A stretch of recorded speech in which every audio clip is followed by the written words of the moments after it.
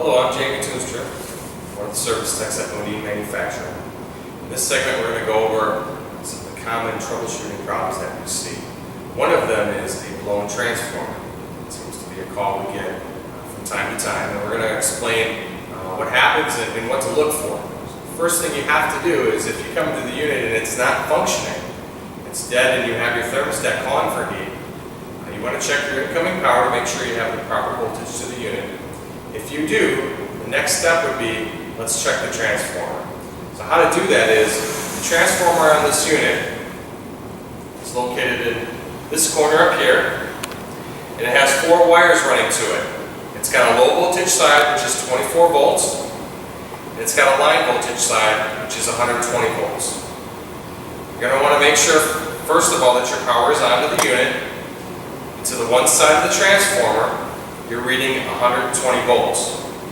If you are reading those readings correctly, you're going to want to check your secondary side, the low voltage side. On the low voltage side, you should read 24 volts. If you put your leads on that transformer and you're reading 0, okay, that secondary side has failed. Some of the most common problems we see from a secondary side of the transformer failing are a short in the line in the low voltage wiring, or the wires that are run from the thermostat to the unit are exceeding what they should be.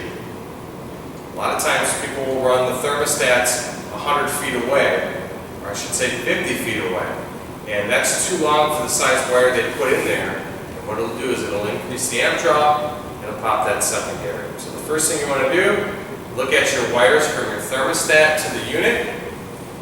Think it's excessive, we probably need to change to a different gauge wire. If that's proper, you probably have a short in one of those wires. At that point, what I would do is I would remove your thermostat wires from the unit, so you disconnect it from the control board, replace the transformer. At that point, I would make sure your power shut off, and I would jumper out where your thermostat leads were. They should have gone to the terminals R and W on the control board. You place a temporary jumper in there, turn the unit on, and see if it functions properly. If it functions properly, and we're not blowing any more transformers, we've got a problem with the thermostat wire. It's more than likely a short if the lead length is right. At that point, you want to fix your wiring, and you'll be ready to go.